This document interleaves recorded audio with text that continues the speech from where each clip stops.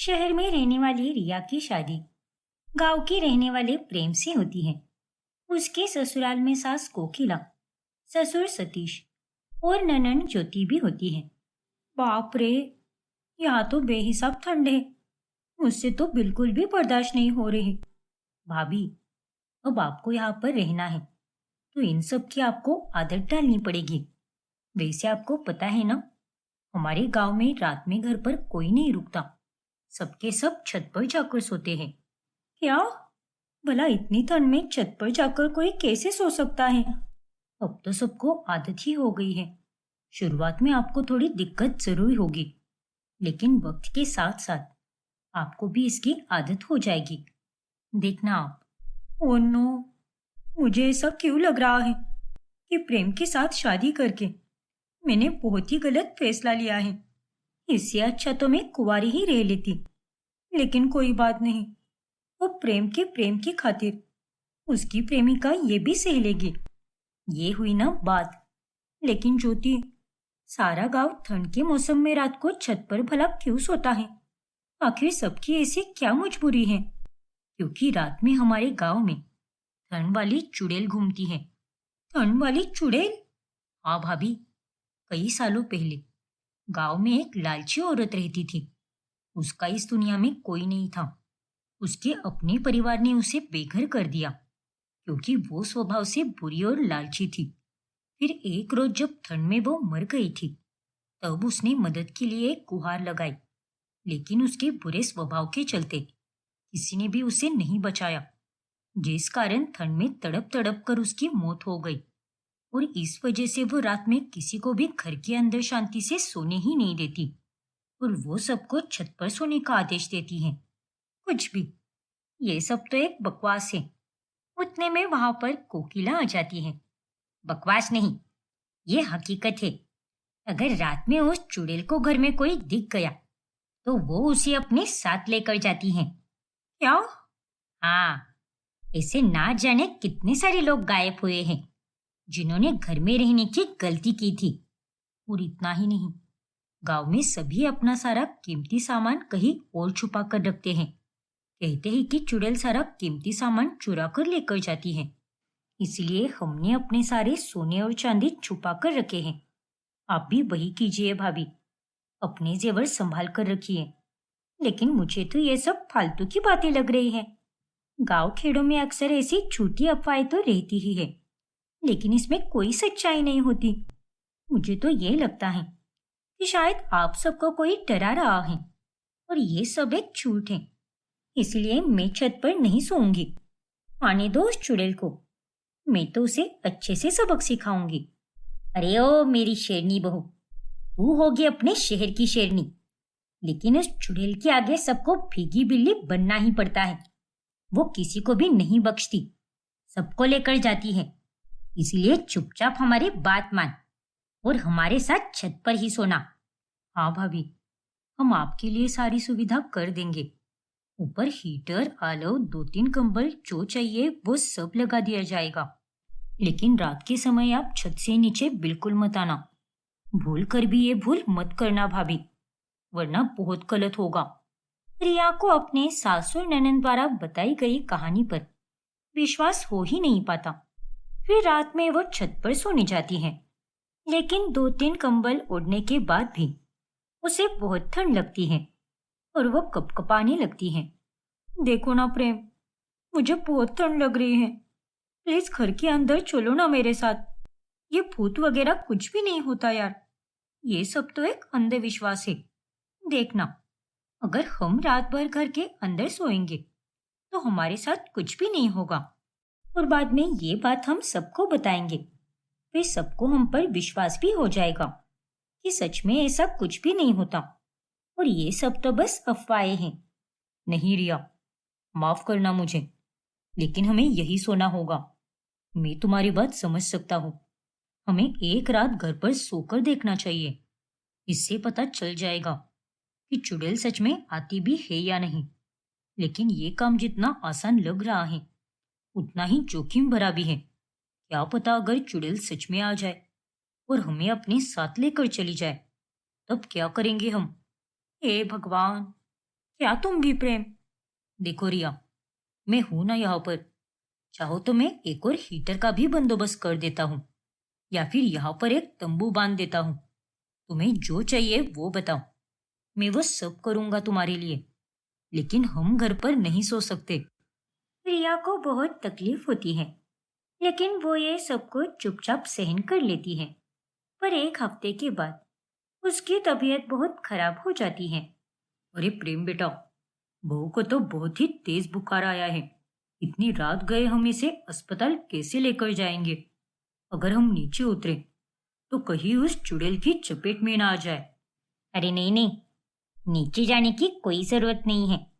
ये दवाई का डब्बा मैंने पहले से ही लाकर रखा है।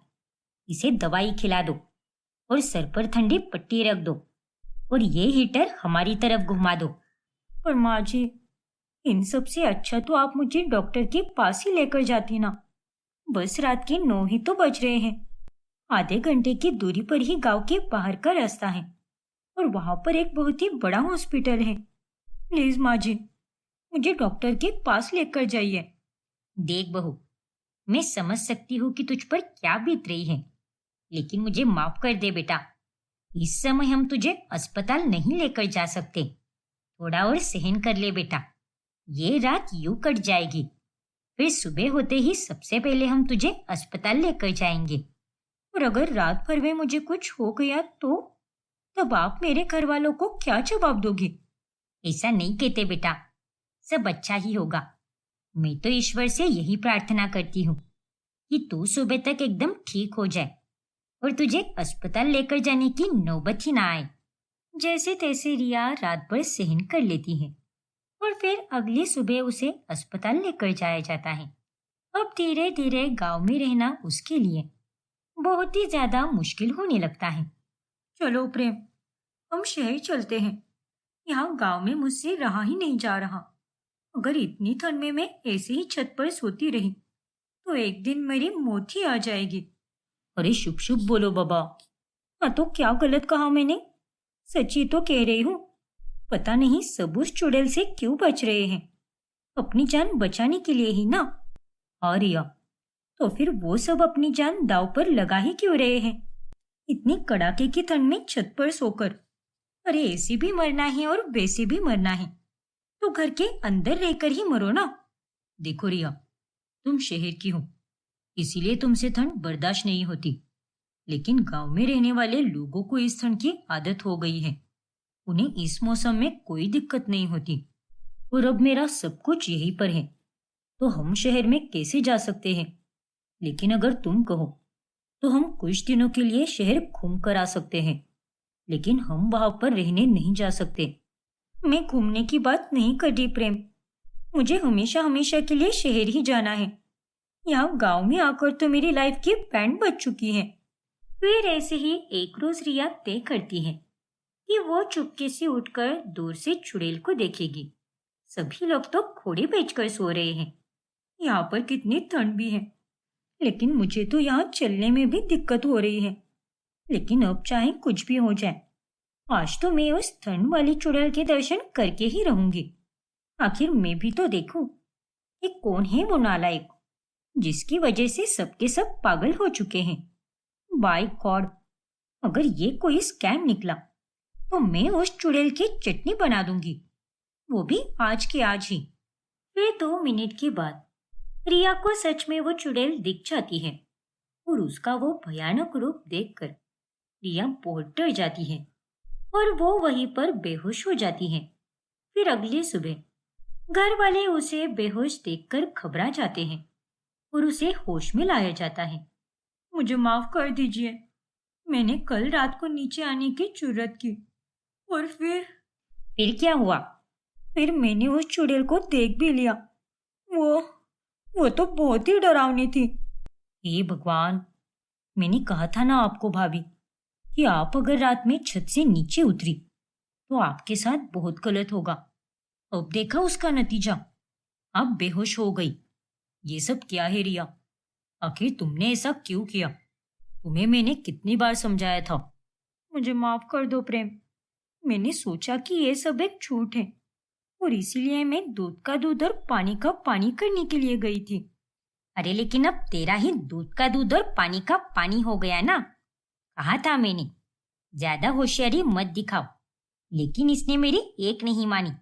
शुक्र है कि उस चुड़ैल ने रिया को बख्श दिया, वरना अगर वो इस पर हमला करती या फिर उठाकर अपने साथ लेकर जाती तो पता नहीं क्या होता।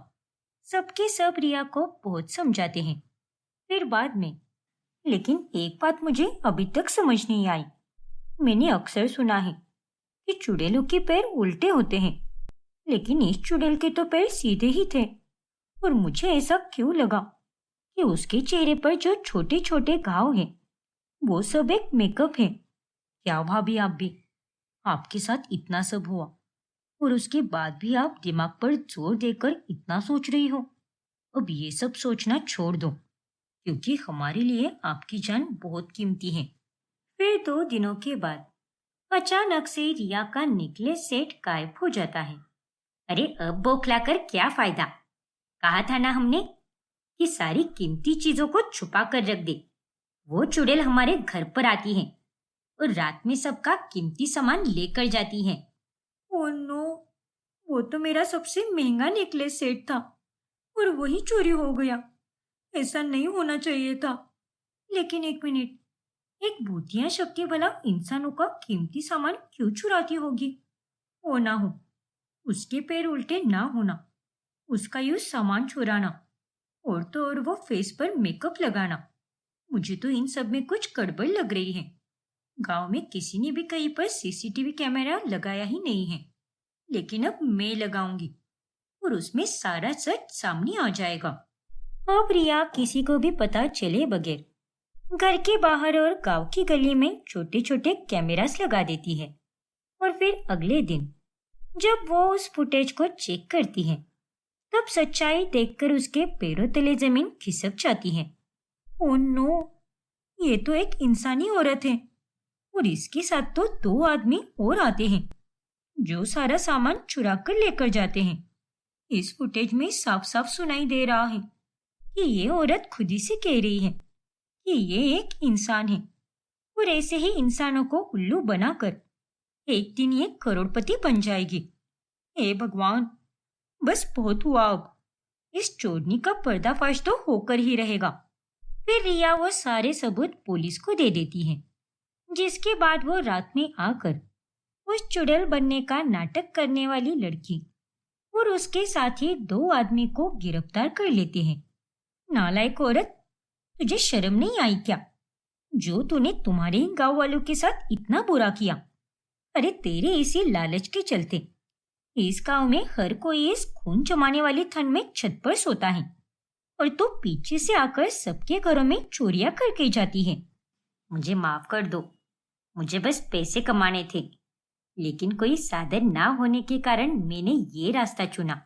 सबको यही लगता है कि जो औरत मरी है वही चुड़ैल बनकर घूम रही है, लेकिन किसी को ये नहीं पता था कि वो औरत मैं ही हूँ जो झूठी चुड़ैल बनने का नाटक कर रही हूँ, वो भी उस मरी हुई औरत का नाम लेकर। मैं उन सभी लोगों को वापस भेज देती हूँ जिन्हें मैं अपने साथ लेकर गई थी और उन्हें मैंने अपना गुलाम बना दिया था। और तो और मैंने जो जो सामान और पैसे चुराए हैं वो सब भी मैं वापस कर दूंगी। लेकिन प्लीज भगवान के लिए मुझे माफ कर दीजिए। अरे अब तो तुझे हम ही क्या, भगवान भी माफ नहीं करेंगे और तुझे वो सारा सामान और पैसे तो लौटाने ही पड़ेंगे। साथ ही उन इंसानों को भी वापस सुरक्षित भेजना होगा। और हाँ इंस्पेक्टर साहब, इसके कारण पूरा गांव सर्दी में कांप कांप कर सोया है, तो आप इसकी भी वही खातिरदारी करना। इसे किसी बर्फ वाले ही कमरे में रखना। इसे भी तो पता चलना चाहिए कि ठंड में सोना कितना मुश्किल होता है। इसे तो इस ठंड में तड़पा तड़पा कर सजा देना।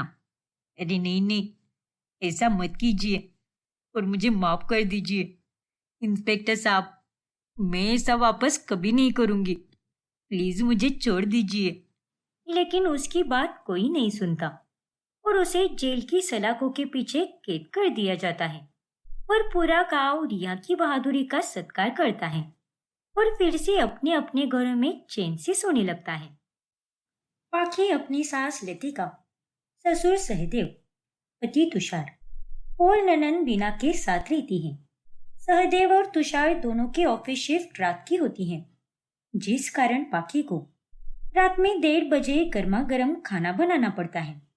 पापा जी, तुषार, ये लीजिए, आप दोनों के लिए ये मेथी के पराठे बनाए हैं मैंने, और ये रहा आप दोनों का टिफिन। थैंक यू पाखी। हाँ बेटा, हमारे कारण तुम्हें इतनी रात में भी जगना पड़ता है।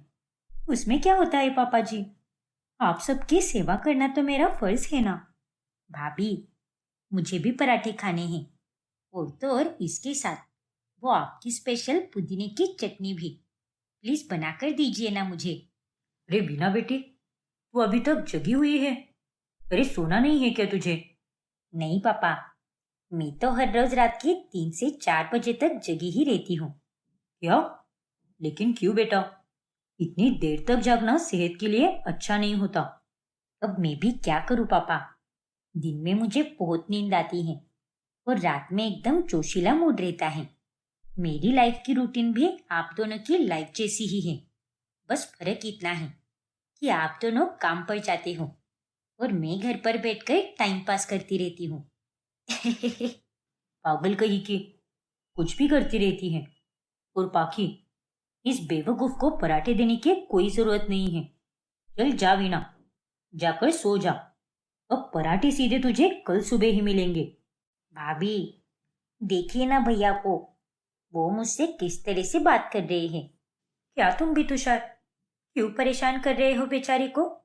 अब कुछ दिन पहले ही तो इसकी कॉलेज खत्म हुई है ना, वरना कॉलेज होती थी तब ये समय से सोती थी और समय से उठा भी करती थी।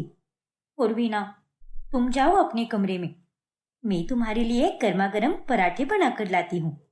लेकिन भाभी, वो पुदीने की चटनी भी याद रखना, और एक्स्ट्रा बटर भी, ठीक है ना? हाँ ठीक है बाबा, बना दूंगी मैं। अब पाखी पराठे बनाने लग जाती है और उतने में उसकी सास लतिका भी उठ जाती है और वो भी पराठे खाने की मांग करती है। क्या भी माजे, मैंने तो अभी सब कुछ क्लीन कर दिया है और अब मैं सोने जा रही थी। हाँ तो क्या हुआ, जब तू अपनी ननंद को पराठे बनाकर दे सकती है तो मुझे क्यों नहीं दे सकती? चल, अब मुझे भी दे पराठे बनाकर, और हाँ, साथ में थोड़ी सी अदरक मुलेठी वाली चाय भी बना देना। ठीक है माँ जी, समझ गई मैं।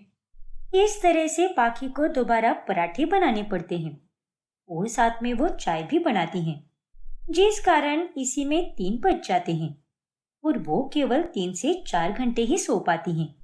और सुबह 7 बजे उठकर वो भोग प्रसाद और नाश्ता बना देती हैं। अरे ये क्या है पाखी, तूने आज भोग प्रसाद ठीक से पकाया नहीं क्या? ये देख, ये तो कच्चा ही दिख रहा है। अरे बाप रे, माफ कर दीजिए माँ जी, जल्दी जल्दी काम करने के चक्कर में मेरा इस पर ध्यान ही नहीं गया। दीजिए, मैं अभी फटाफट इसे पका देती हूँ। अरे क्या करती है तू भी? अच्छा हुआ जो मैंने भोग प्रसाद चढ़ाया नहीं। अगर कच्चा भोग प्रसाद चढ़ा देती तो कितना बड़ा अनर्थ हो जाता। खामखा तेरी लापरवाही के कारण मेरे हाथों से पाप हो जाता। वो क्या है ना माँ जी, कल रात की मेरी नींद पूरी ही नहीं हुई, इसीलिए ये गलती हो गई। प्लीज मुझे माफ कर दीजिए, लेकिन कल से मैं पूरा ध्यान दूंगी और ये गलती दोबारा बिल्कुल नहीं करूंगी। चल ठीक है, लेकिन अगली बार से ध्यान रखना। शुरुआती दिनों में पाखी कुछ भी नहीं कहती, लेकिन धीरे धीरे उसके लिए दिनों रात में जगना बहुत मुश्किल हो जाता है। फिर वो अपनी सहेली रीना से फोन पर बात करती है। यार रीना, जब मैं यहाँ पर नई नई आई थी तो मुझे इतना कुछ भी नहीं लगा, लेकिन अब मेरे लिए बहुत हेक्टिक होते जा रहा है यार। मैं तो गिन चुन के केवल 3 से 4 घंटे ही सो पाती हूँ। हे भगवान, लेकिन तेरे ससुराल में तो बस 4 ही लोग हैं, तो फिर तुझ पर इतना सारा लोड क्यों है? अरे लोग 4 हैं, लेकिन इनके खाने के चोचले कम नहीं हैं। सबके सब चटोरे हैं। हर रोज 2 प्रकार की सब्जियां और रोटियां। माँ जी के लिए भाकरी, दाल चावल और मीठे में कुछ बनाना पड़ता है। फिर रात में ससुर और पति निकलते हैं दफ्तर के लिए, और उसके बाद आती है मेरी उल्लू ननद, जो रात भर जागकर अपने निकम्मे नाकारे बॉयफ्रेंड से बतियाती रहती है। उसकी भी तरह तरह की फरमाइशें रहती हैं। फिर 3-4 बजे सोने के बाद किसी भी हालत में सुबह 6:30 बजे उठकर स्नान करके माँ जी को भोग प्रसाद बनाकर देना पड़ता है। फिर उसके बाद ही वो पूजा करती हैं। फिर उनका अलग से नाश्ता बनाना पड़ता है। फिर दोपहर का खाना भी तो होता है। फिर उसके बाद घर के काम भी करो, और इन सब में मेरा दिन कब बीत जाता है पता ही नहीं चलता। अरे तेरी ससुराल वाली इतने नालायक कैसे हो सकते हैं बहन? तेरे ऊपर उन्हें तरस नहीं आता क्या? अब तू कोई मशीन थोड़ी ना है जो इस तरह से दिन रात काम कर सकती है। तुझे भी तो आराम की जरूरत है ना। वही तो। और मुझे इस बात का और ज्यादा बुरा लगता है कि इन लोगों को तो बस अपनी ही पड़ी है। मेरा हाल तो कोई पूछता भी नहीं। तुषार तो शादी के 1-2 महीने में ही बदल चुका है। वो भी बस अपनी दुनिया में ही खोया रहता है। उसे तो अपने काम से फुर्सत ही नहीं मिलती। अरे लेकिन तू तो अभी अभी गई है ना, तो तेरे वहां जाने से पहले ये सारे काम कौन करता था? अरे तब की बात कुछ और ही थी। पापा जी और तुषार की डे शिफ्ट हुआ करती थी, इसीलिए सारा काम माँ जी अपने हिसाब से कर लेती थी। तो फिर तो उन्हें ही कह देना कि नाइट शिफ्ट से डे शिफ्ट करें, ताकि तुझे रात में जागने की जरूरत ही ना पड़े। और तो और तू तेरी उस नालायक ननद से भी कह दे कि रात में जागकर फरमाइशें ना करे, या फिर खाना खुद ही बनाकर खाया करे। अरे वो दोनों तो ये कहते हैं कि डे शिफ्ट से बेहतर नाइट शिफ्ट है, काम भी कम होता है, और तो और उन्हें पैसे भी एक्स्ट्रा मिलते हैं। और रही बात ननन की, तो मैं उससे इस तरह से बात नहीं कर सकती, और मुझे सबकी चिंता भी है रीना। लेकिन अब मैं क्या करूं? मैं किसी को कुछ बोल भी नहीं सकती। अरे क्या तू भी पाकी, यूं मुंह पर सिलो टेप लगा के कुछ भी नहीं होने वाला। अगर तू भोली सी सूरत बनाकर बैठेगी तो वो लोग तो तुझसे और काम करवाते रहेंगे। अरे उन्हें तो बस ये नजर आ रहा है कि तू किस तरह से मशीन की तरह काम किए जा रही है। तेरी तकलीफें तो उन्हें दिखाई भी नहीं दे रही। बुज़दिल कही के। पाकी के मन में सबके लिए मान सम्मान और प्यार होने के कारण वो किसी से अपनी तकलीफ बांट ही नहीं पाती, और जैसा है वो उसी में जीती जाती है। फिर ऐसे ही एक दिन, देख बहू, हमारे शहर में एक नया मंदिर बन चुका है, तो कल सुबह मैं वही जा रही हूँ। सुना है कि वहां पर ठाकुर जी की बहुत ही प्यारी और भव्य मूर्ति है, इसीलिए मैं अपनी तरफ से 50 लोगों का प्रसाद लेकर जाने वाली हूँ, वो भी सुबह के 6 बजे ही। तो अब तुझे रात भर जागकर प्रसाद के पकवान बनाने पड़ेंगे, और चाहिए तो इस वीणा को भी ले ले साथ में। वो भी रात भर जगती ही रहती है, तो उसी बहाने तेरी मदद कर देगी वो। नो बे माँ, मैं भाभी की कोई मदद नहीं करूंगी। ये रसोई के कामकाज मुझसे तो नहीं हो पाते, क्योंकि जब भी मैं कोई काम करने जाती हूँ तो काम की जगह पर कांड हो जाता है। इसीलिए यही बेहतर होगा कि मैं तो बस अपने पसंद के पकवान खाने का काम करूँ, ना कि उसे बनाने का काम। अरे गधेड़ी, कब सुधरेगी तू? कल को जब तेरी शादी होगी तब ससुराल में क्या जादू से खाना बनाएगी क्या तू? देख वीना, तुझे खाना बनाना सीखना ही पड़ेगा। मेरे होते हुए तो तूने कभी सीखने की रुचि नहीं ली, लेकिन अब कम से कम अपने भाभी से तो सीख ले। यू नो व्हाट माँ, मुझे ना ये खाना वाना सीखने की कोई जरूरत नहीं है, क्योंकि मेरी शादी एक अमीर घराने में होने वाली है, जहाँ पर बहुत सारे नौकर चाकर है। क्या कहा तूने? और ये बात तू इतने दावे के साथ कैसे कह सकती है? सच सच बता, किसके साथ चक्कर चल रहा है तेरा? कौन है वो कलमुहा रईसजादा? और वो असल में अमीर है या फिर बस तेरी फिरकी ले रहा है?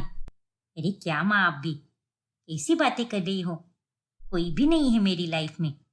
मैं तो बस ये बात मैनिफेस्ट कर रही हूँ ताकि ये सब सच हो जाए और मेरी लाइफ एकदम सेट हो जाए। अरे बंद कर अपनी ये बकवास। और पाकी बहू, तुझे समझ आ गया ना सब कुछ? हाँ माँ जी, आप निश्चिंत रहिए, मैं सारे पकवान समय से बनाकर रखूंगी। और हाँ, स्वाद में कोई भी ऊंच नीच नहीं होनी चाहिए, वरना मेरा नाम अगर खराब हुआ तो मैं तुझे नहीं छोड़ूंगी। ठीक है माँ जी, इस बात का मैं पूरा ध्यान रखूंगी कि प्रसाद का खाना एकदम स्वादिष्ट बने। फिर ठीक है। फिर पाखी को रात भर जाग कर प्रसाद के पकवान बनाने पड़ते हैं। दिन गुजरते जाते हैं और पाखी का दिन और रात में जागना अब उसकी तबीयत पर बुरा असर करने लगती है। पापा जी और तुषार, आप दोनों नाइट शिफ्ट की जगह डे शिफ्ट में काम कीजिए ना। रात में जगना मेरे लिए बहुत मुश्किल होते जा रहा है। नींद पूरी ना होने के कारण मुझे हर वक्त बहुत कमजोरी रहती है। ये तुम कैसी बातें कर रही हो पाखी? तुम्हें तो पता है ना कि हमारा नाइट शिफ्ट में जाने का कारण क्या है। काम कम और ज्यादा पैसे। एक काम करो, तुम अपना एक शेड्यूल बना लो और अपनी सेहत पर भी ध्यान दो। हाँ बहू, अगर ध्यान से हर चीज के लिए वक्त निकालोगी तो सब कुछ एकदम अच्छे से हो जाएगा। लेकिन पापा जी। अरे एक बार कही हुई बात तुझे समझ नहीं आती क्या? अब ज्यादा लेकिन मेकिन मत कर और जाकर अपने काम निपटा। ढेर सारे काम पड़े हैं। कोई बाहर वाला आकर वो काम नहीं करने वाला। पाखी को बहुत गुस्सा आता है और वो गुस्से से सो जाती है और ठान लेती है कि वो अब घर वालों को उनके हाल पर छोड़ देगी। अरे ओ पाखी, घोड़े बेचकर क्या सो रही है तू? चल जल्दी से उठ जा। नहीं माँ जी, आप लोग ही सारा काम कर लीजिए।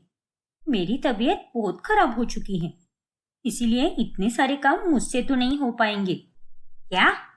सबके साथ में बहुत अच्छी बन ली, लेकिन इन सब ने तो मेरी अच्छाई का फायदा ही उठाया है। दिन में तो ये सास परेशान करती है, तो रात में पति, ससुर और ननद। मेरी भी कोई लाइफ है। मैं भी एक इंसान हूँ, पर अब मुझे खुद को ही मेरी परवाह करनी होगी, क्योंकि सबको तो बस अपने काम से ही मतलब है। पर अब वो सब खाना खाए या भूखे प्यासे रहे, मुझे उससे कोई फर्क नहीं पड़ता। मैं तो जमकर सोऊंगी। इतने दिनों की थकान अब मैं सारी मिटाऊंगी। पाखी भी अब जिद पर अड़ जाती है और घर वाले पहले 2-3 दिन बाहर से खाना मंगवाते हैं, लेकिन उसके बाद वो लोग खुद ही रसोई में जाकर खाना बनाने लगते हैं। फिर अगले दिन पाखी देखती है कि रसोई पूरी तरह गंदी हो चुकी है। अरे 2 दिन आप लोगों ने खाना क्या बनाया? सारी रसोई तहस नहस करके रख दी। अब मैं इसे कैसे साफ करूं? अरे तो फिर सोती क्यों रही तू? उठकर सारे काम कर लेती ना। और अब तो तेरी तबीयत ठीक हो गई है, तो चुपचाप सारे काम कर ले। और ये रसोई की सफाई भी तू ही करेगी। नहीं माँ जी, बस बहुत हो गया आप सबका। ये गंदगी आप लोगों ने ही फैलाई है, तो इसे साफ करने का काम भी आप लोगों का ही है। मैं इसे हाथ भी नहीं लगाऊंगी। क्या? हाँ माँ जी, आज तक मैंने आप लोगों के लिए बहुत कुछ कर लिया, लेकिन आप सब ने मेरे बारे में एक बार भी नहीं सोचा। और जब मैंने आप दोनों से कहा कि आप नाइट शिफ्ट की जगह डे शिफ्ट में काम करो, तो आपको तो बस अपना सुकून और अपने पैसे ही नजर आए। लेकिन मेरी इतनी सेहत खराब हो रही थी, वो आपको कुछ भी नहीं दिखा। और ये वीना तो कुछ काम भी नहीं करती और ना ही उसे करने की चाह रखती है। माँ जी तो एक चाय का कप भी नहीं उठाती और बस ताने और फरमाइशें करती रहती है।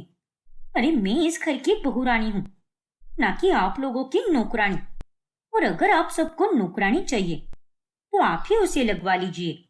महीने के थोड़े बहुत ही पैसे लेगी वो। लेकिन मैं तो अब रात में नहीं जगने वाली। और वीना तुम रात में जगना बंद करो।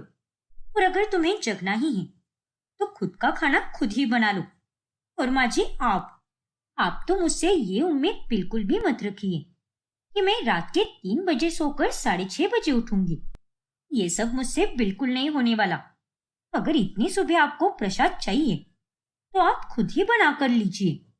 आज तक जो पाखी चुप थी, उसका ये गुस्सैल रूप देखकर सबके सब हैरान रह जाते हैं और वो लोग उसके कहने के अनुसार मान जाते हैं, जिसके बाद पाखी की सेहत भी ठीक रहने लगती है और घर में सभी लोग उसकी इज्जत भी करते हैं। ये कहानी है अमिताभ और सुषमा की, जो अपने बेटा बहू विकी और मोनिका के साथ रहते हैं। एक रोज। अरे वाह, क्या मौसम हो गया है। सावन का मौसम आ गया है और इस समय की बात तो कुछ और ही होती है। हाँ विक्की के पापा, आपने बिल्कुल सही कहा। ओ गॉड माँ, मैं आपको 1000 बार कह चुका हूँ कि मेरा नाम बिक्की है, ना कि बिक्की। लेकिन फिर भी आप मेरा नाम बिक्की बिक्की कहकर क्यों पुकारती हो? आपको समझ नहीं आता क्या? ज्यादा मत बोल। बिक्की हो या बिक्की हो, नाम में क्या रखा है? सारी बात तो भाव की होती है, जो बिक्की कहने से ही आती है। आप और आपका ये फ्री का ज्ञान जाने दो। अरे बस करो तुम दोनों। और विक्की बेटा, जरा बाहर देखो, मौसम कितना अच्छा बना है। तो चलो ना बेटा, हम कहीं घूमने चलते हैं। घर पर बैठे बैठे बहुत बोर हो जाते हैं और ये चार दीवारी खाने को उठती है बेटा। हाँ बिक्की बेटा, ले चलना हमें। अरे नहीं माँ पापा, मैं इधर दिन रात काम कर करके थक जाता हूँ और फिर आप दोनों को घुमाने भी ले जाओ। अब आपका इतना बुढ़ापा आ गया है तो चुपचाप घर पर बैठकर आराम कीजिए ना। बारिश में घूमने जाने की क्या जरूरत है? विक्की बिल्कुल सही कह रहा है। अगर इस मौसम में बाहर घूमने गए तो आप दोनों की तबीयत खराब भी हो सकती है। इसीलिए आप दोनों तो घर पर ही रहो और आराम करो। ये तू कैसी बातें कर रही है बहू? बस एक बार जाने से हमारी तबीयत खराब थोड़ी ना हो जाएगी। क्या तू भी कुछ भी बोलती रहती है? और नहीं तो क्या बेटा, और हम थोड़ी ना बिना रेनकोट या छतरी के भीगने वाले हैं। अरे हम तो वहां जाकर बारिश का आनंद लेना चाहते हैं। नहीं पापा, एक बार मैंने कह दिया ना आपको कि मैं आप दोनों को कहीं लेकर नहीं जाने वाला, और ना ही आप दोनों खुद अकेले बाहर कहीं जाओगे। घर से भी बाहर तभी निकलना अगर कोई जरूरी काम रहा तो, क्योंकि अगर बारिश के दिनों में कहीं गिर गए तो मुझ पर और परेशानी आ जाएगी। फिर आप दोनों की देखरेख, हॉस्पिटल के बिल्स, ना जाने क्या क्या होगा। इसीलिए चुपचाप घर पर बैठकर आराम करो। हाँ पापा जी और माँ जी, आप भी अब मंदिर तभी जाइएगा जब बारिश ना हो। और पापा जी, आप रोजाना पार्क जाते हो ना, तो वहां पर जाना आप कम कर दीजिए। और जिस दिन बारिश एकदम ना के बराबर हो तभी जाना पार्क में। उन दोनों की ये बातें सुनकर सुषमा और अमिताभ चुप रह जाते हैं और सुषमा काफी उदास भी होती है। फिर अगले दिन अमिताभ सुषमा को छत पर लेकर जाता है। अरे बिक्की के पापा, आप क्या जरा पगला गई हो क्या? इस तरह से मुझे कमरे से निकाल कर यहाँ छत पर क्यों लेकर आए हो आप? माफ करना सुषमा, लेकिन मैं तुम्हें कहीं भी लेकर नहीं जा सकता। लेकिन अपनी बीवी की उदासी दूर करने के लिए मैं उसे यहाँ तो ला ही सकता हूँ ना। देखो, ये खटिया है और यहाँ पर है ये गर्मा गर्म चाय और पकोड़े। और तुम्हें पता है, ये सब मैंने बनाया है। और अब हम चाय की चुस्की लेते लेते पकोड़े खाएंगे और बारिश का खूब आनंद लेंगे। अरे वाह, क्या बात है! धन्यवाद बिक्की के पापा, ये सब देखकर मुझे बहुत खुशी हुई। फिर वो दोनों खटिए पर बैठकर चाय और पकोड़े खाते हैं और ढेर सारी बातें करके अच्छा समय बिताते हैं। रिम झिम गिरे सावन, सुलग सुलग जाए मन। बाप रे, बस कीजिए बिक्की के पापा, वरना आपकी ये बेसुरी आवाज सुनकर मेरे कानों से खून निकल आएगा। लेकिन जो भी हो, आप मेरे लिए ये सब कर रहे हो और यही बहुत है। जीवन भर आपने हमेशा मेरी छोटी से छोटी खुशियों का भी कितना ख्याल रखा है, और अब तो मैं यही चाहती हूँ कि हर जन्म में मुझे आप ही पति मिलो। अरे मैं ही मिलूंगा मेरी जान, और दूसरा कोई मिल भी गया तो मैं उसे टपका कर उसकी जगह ले लूंगा। क्या आप भी एकदम पागल हो? तभी एकदम से बिजली की आवाज आती है। हे भगवान, ये गड़गड़ाहट की आवाज! बिक्की के पापा, मुझे तो बहुत डर लग रहा है जी। अरे सुषमा, मैं हूं ना यहाँ पर, तो तुम्हें डरने की क्या जरूरत है भला? फिर रात में खाने के समय ये मैं क्या सुन रहा हूँ माँ पापा? आज आप दोनों छत पर रोमांस कर रहे थे क्या? ये तू क्या बोल रहा है विकी? जरा बात करने का लिहाज रख, बेशरम कहीं का। माफ कीजिए पापा, लेकिन लिहाज तो आपको रखना चाहिए। मोनिका को हमारी पड़ोसन ने सब बता दिया। जब दिन के समय बारिश हो रही थी, तभी आप दोनों छत पर जाकर गाना गा रहे थे, प्यार भरी बातें भी कर रहे थे। और अगर आप दोनों को इतना ही रोमांस करना है तो अपने कमरे में जाकर कीजिए ना। छत पर जाकर 4 लोगों के सामने हमारी इज्जत का तमाशा क्यों बना रहे हो आप? चुप कर विकी। और ये क्या तरीका है अपने पापा से बात करने का? और हम दोनों तो बस बैठकर बातें कर रहे थे और साथ में थोड़ा अच्छा समय बिता रहे थे, तो इतने से हमारे पड़ोसियों को क्या मिर्ची लग गई? बता मोनिका बहू, उससे किसने चुगली की? जाकर अभी खबर लेती हो उस मुई की। बताया किसी ने भी हो, उससे क्या फर्क पड़ता है माँ जी? और ये सब करने के लिए आप दोनों जवान थोड़ी ना हो। बुढ़ापा आ गया है आप दोनों पर, इसीलिए प्लीज ये सब दोबारा मत कीजिए। और माँ पापा, आप दोनों से इस विषय पर बात करने में हमें बिल्कुल भी अच्छा नहीं लग रहा, पर मैं भी क्या कर सकता हूँ, क्योंकि बात हमारी इज्जत की है, इसीलिए उसका थोड़ा ख्याल रखिए। फिर इस हादसे के बाद से अमिताभ और सुषमा दोनों छत पर जाना बंद कर देते हैं। फिर ऐसे ही एक सुबह, ये क्या है पापा जी? सारे घर में आप कीचड़ से भरे पेड़ लेकर आ गए। मैंने अभी अभी तो पोछा लगाया था, समझ नहीं आता क्या आपको? माफ करना बहू, मेरे ध्यान में ही नहीं रहा। अरे क्या माफ करना बहू, बच्चों से भी ज्यादा परेशान करते हो आप दोनों। और बाहर जाने के लिए आप दोनों को मैनी और विक्की ने साफ साफ मना किया था, लेकिन फिर भी आप दोनों हमारी कोई बात नहीं सुनते। कभी मंदिर में तो कभी वॉक करने के लिए। बाहर तो आपको जाना ही होता है। हाँ तो दिन भर घर में ही पड़े रहे क्या? खुद तो दिन भर फोन पर लगी रहती है या फिर सहेलियों के साथ घूमने निकल पड़ती है और हमें सिखा रही है। हाँ तो उसमें क्या हुआ? मैं जवान हूँ और हद होती है। आपकी उम्र के लोग तो ऐसे मौसम में कंबल ओढ़कर आराम करते हैं, लेकिन आप दोनों के अंदर तो बस बाहर घूमने की आग लगी हुई है। अब चाहिए अंदर, मुझे फिर से पोछा लगाना होगा। एक काम खत्म नहीं होता कि दूसरा आ जाता है। मैं तो परेशान हो गई हूँ आप दोनों से। मोनिका अपने सास ससुर को खूब ताने देती रहती है, जिस कारण उन्हें बहुत बुरा भी लगता है। फिर एक रात वो दोनों रात में छत पर जाते हैं और वही सोने का तय करते हैं। लेकिन विक्की के पापा, हम यहाँ पर कैसे सोएंगे? कैसे मतलब? इतना कमाल का खटिया है ये, और इस पर बढ़िया सी नींद भी आती है। और सुषमा, तुम्हें रात में हमारे कमरे में नींद नहीं आती ना, घुटन महसूस होती है, और इसीलिए मैं तुम्हें यहाँ पर लेकर आया हूँ। आज हम दोनों यहाँ खुली हवा में सोएंगे, जिससे तुम्हें बहुत अच्छा लगेगा। वो तो है जी, लेकिन मोहल्ले वालों को हमारा छत पर आना पसंद नहीं है, और उस पर अगर हम यहाँ पर सोने आएंगे और कहीं किसी ने देख लिया तो फिर से बात का बतंगड़ बन सकता है। अरे तुम चिंता क्यों कर रही हो? देखो, हमारे आसपास की छत पर कोई नहीं है, और ऐसे मौसम में रात में यहाँ पर कोई क्यों ही आएगा? जी, सही कहा आपने।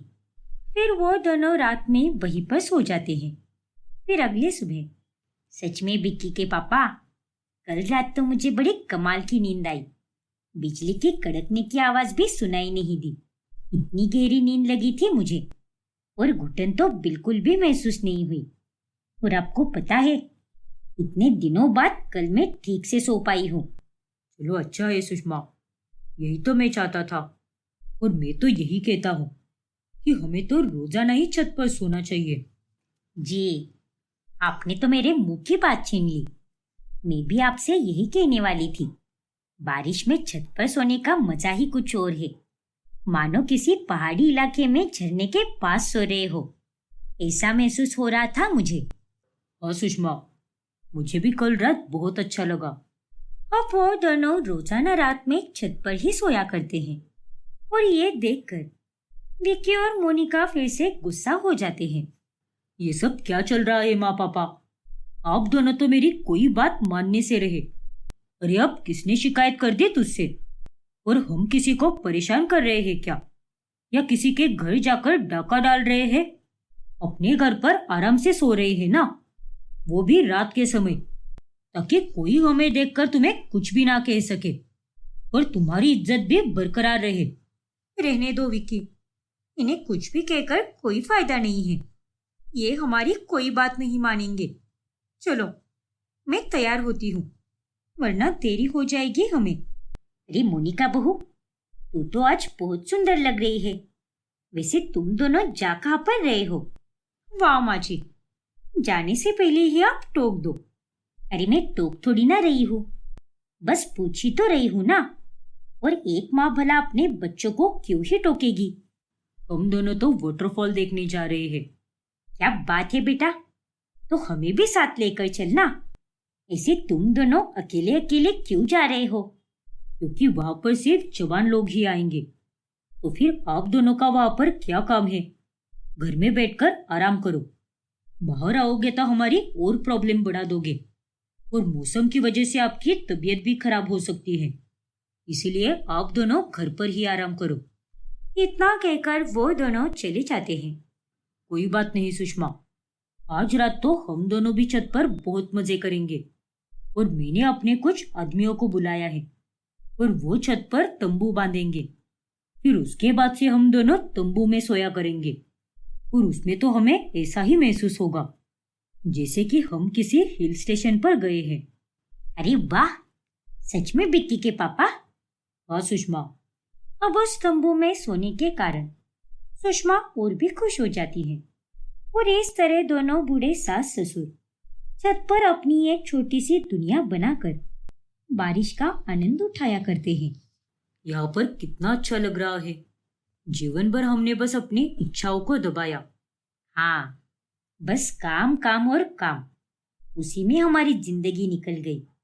और अब जब हम अपने लिए जीना चाहते हैं तो हमारे शरीर में जान नहीं बची, और कहीं ले जाने के लिए बच्चों से कह दे तो वो भी हमें कहीं लेकर नहीं जाते।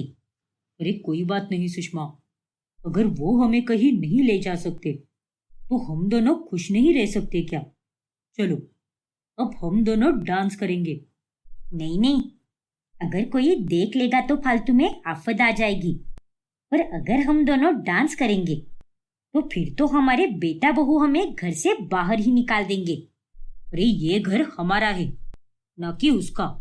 और रात के 12:30 बज रहे हैं, तो ऐसे में हमें कौन देखेगा? चलो, अब ज्यादा मत इतराओ और डांस करो मेरे साथ। फिर वो दोनों नाचने लगते हैं। तभी अचानक से अमिताभ का पैर फिसलकर वो गिर जाता है।